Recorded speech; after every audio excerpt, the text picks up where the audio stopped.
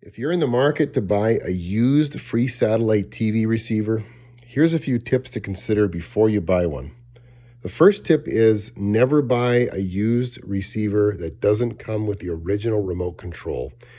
Most receivers only have a few buttons on the front, if any, to allow you to access only some very basic functions. You need the remote control to access any of the menu or setup features to program your receiver to get channels. So if you find a nice receiver without the remote, walk away from it because that's the same thing as buying a brick basically. The next tip is to make sure you buy a receiver that is capable of receiving DVB-S2 broadcast channels. DVB-S2 is the current broadcast standard for free satellite TV channels.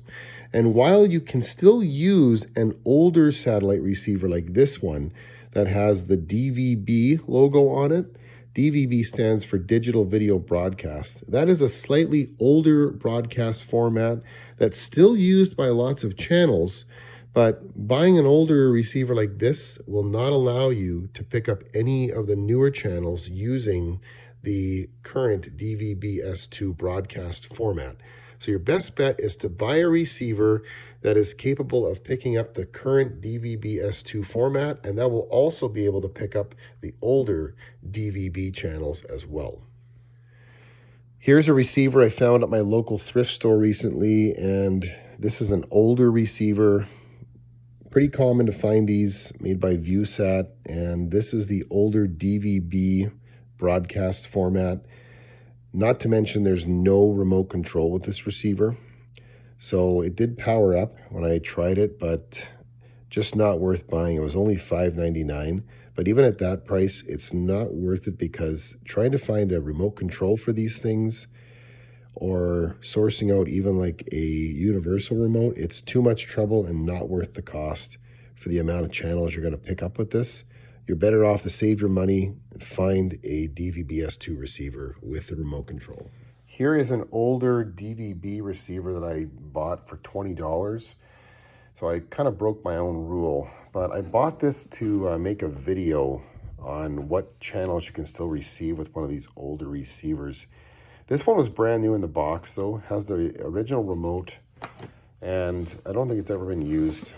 The protective plastic is still on the front face here, and it was actually still wrapped in the original plastic as well. But since it's a DVB receiver, you're going to have a very limited amount of channels you're going to be able to pick up with it. So that in mind, even for $20, you're better to take that money and put it into a newer receiver. And that brings me to my third tip around price. You really have to consider the cost of a brand new free satellite receiver to decide whether or not it's worthwhile buying a used one at all. So buying a used free satellite TV receiver becomes even less attractive of an option when you consider the cost of a new one. With a new receiver like one of these, you're going to be getting a receiver that has DVB-S2 capability. All of these can receive the current broadcast standard DVB-S2. All of these are also currently available on the market today. And the price, well, this one here is only about $33 right now. This is made by Coquit. That's 33 American dollars. That does not include shipping. This one here is made by GT Media. And this one is available for around the same price as well. Now, GT Media makes quite a line of receivers. So their receivers go anywhere from around 33 to probably 65 or 70 American. These ones here made by Amico. This is the Mini HD 265. This goes for about 84 US dollars right now, plus shipping. This one here is made by Amico, and it's a step up from the HD 265. This has 4K reception capabilities, and this is called the S2X, and this is around 102 American. So still, for a really nice receiver, not too bad. Now, one thing you should know about these receivers. The Amico receivers are more costly, but they're also more convenient. because first of all, the tuners are much more sensitive. Second of all, they have all of the North American transponders and satellites pre-installed in them. So these ones are pretty much ready to go out of the box, especially if you're new to the hobby. There's not as much setup with these.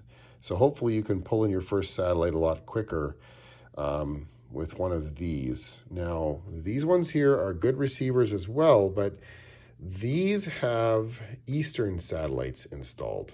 So those are the satellites that you would pick up if you lived in Asia or Europe. So you're going to have to learn to program satellites and transponders into these receivers. And I've had to put satellites and transponders into my Amicos as well. And I know how to do that. I've got videos on all of these brands on how to enter satellites and transponders into them. It's really not that hard. And honestly, it's really something you should know about anyways if you're going to be in this hobby. So in terms of pricing, when you consider that you can get a brand new receiver for as little as 33 American and up, I've seen a lot of older DVB receivers, used ones, people trying to sell them online for $40, $50, $100, absolutely outrageous prices. Don't buy one of those. That is not a good deal at all. You will not be happy with it. So have a look at some of these receivers if you're interested in a receiver, and definitely look at these and consider them before you buy a used receiver or find something on the local thrift store shelf for $5.99 that has no remote. And if you're interested in learning how to program any of these receivers with transponders and satellites, check the description of this video. I'll have some links posted in there to help you out.